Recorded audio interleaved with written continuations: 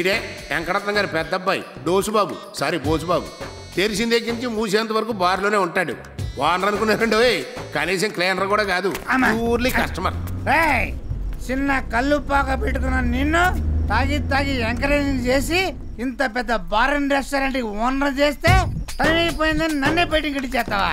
చెప్తా, రేపు మళ్ళీ నువ్వు బార్ ఓపెన్ చేసే వరకు నీ బార్ లో కాలు పెడితే నా చెప్పించి కొట్టు. ఇదే ఈ బోసు బాబు ఛాలెంజ్. చూస్తున్న పెద్ద కొడుకుని చూశారుగా, ఆడుతున్న రెండో కొడుకుని చూద్దాం పదండి. ఈడే వెంకటరత్నం గారు రెండో వెంచరు, పేరు అచ్చుబాబు. దాన్ని ఇక్కడ పెట్టి ఇది కొట్టరా. ఇది కొడితే మనకు కళ వచ్చేద్ది. నువ్వు నోరు మూసుకుని ఆట చూడు, లేదా ఇంటికెళ్ళి టీవీ చూడు. 3 రోజుల నుంచి మంటెక్కిపోతుంది ఇక్కడ. కలవర కింగే షో. నేను చెప్తే విన్నావా? ఎన్ని పాయింట్లు? ఫుల్ 160. డబ్బులు లేవు. ప్యాంటు చొక్కా ఉన్నాయిగా. ఈ మధ్యన ప్రతి ఓడు సిన్సియర్గా ఆడేస్తున్నారు, ఎవడో చూడలేదు కదా. రెండబ్బాయి గారు రిక్షా కావాలా? ఆ పేపర్ కూడా కావాలరా. చొక్కా ఏదండి బాబు? ఎవడో సలహేస్తుందంటే దానం చేస్తాను పదా. అంతా బ్రాంతి ఏనా జీవితాన చిన్నే లేదా? మన ఇంటికి దారిటు ఎదవది రోజు వస్తున్నా కనిపిస్తున్నాయి. నాన్న అడుగుదాం. నాన్నారండి మన ఇంటికి దారెట్టండి, కాస్త చూపించండి. సార్ డబ్బులు అక్కలేదు ఉంచుకోరా. నేను ఉంచుకోవడం ఏంటండి? నా కిరాయి డబ్బులు అడుగుతున్నా. కిరాయి ఏంట్రా? నువ్వు ఇచ్చింది లిఫ్ట్ కదా. రిక్షాలో లిఫ్ట్ ఎవడెత్తాడండి బాబు? నువ్వు ఇచ్చేవనుకున్నాను రా. సరే డబ్బులు ఎవరి దగ్గర తీసుకో. బాబు ఒక క్వార్టర్ ఉంటే డొనేషన్ కొడతారా? అనయ్య నేను రా అచ్చిబాబుని. సూట్ వేసుకునేసరికి గుర్తుపెట్టలేకపోయాను రా.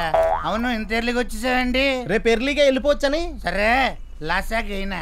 గెయినే, మనతో ఆడినోళ్ళు అందరికనే. నువ్వేంట్రా ఇంటికి వెళ్ళకుండా ఎక్కడ ఉన్నావు? తొందరగా వెళ్తే ఇంట్లో వాళ్ళకి డిస్టర్బింగ్ అయిపోద్దని లేట్ నైటింగ్ కోసం ఎయిటింగ్ చేస్తున్నాను. 7 సేవలే, దారి మర్చిపోయినా ఆడవచ్చు కదా. పద. మరి నాన్నారా? నాన్నగారికి గాంధీ గారితో పని ఉందంట, చూసుకొస్తాలే పద. కలుపుతీ. అలా చేతితో బాదుకోపోతే కాలింగ్ బెల్ కొట్టచ్చు కదా. బాధరాని చెయ్యింది కదని బెల్లు బారెడికి అమ్మేశాను. తలుపుతీవే తలుపుతీ. ఎంతసేపు కొట్టాలి తలుపు? తీసే వరకు. నేను వచ్చే వరకు ఎయిటింగ్ చేయొద్దు, పడుకోమని ఎన్నిసార్లు చెప్పాను నీకు? నేను పడుకోనే ఉన్నా, నువ్వు వచ్చి నిద్ర చెడగొట్టావు.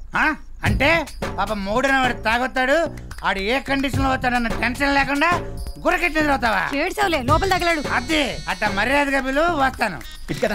థ్యాంక్స్. కాసేపు పద్దు, ఏమనుకోకే ఇవాళ రావడం కొంచెం లేట్ అయింది. నువ్వు ఇంట్లో చెల్లి 3 రోజులు అయింది. అవునా? కానీ పద్దు తాగినప్పుడు నువ్వు భలే అందంగా ఉంటావు కదా. నేను అయ్యో ఏంటిది? జిమ్కి వెళ్ళి వస్తున్నాను వదినా.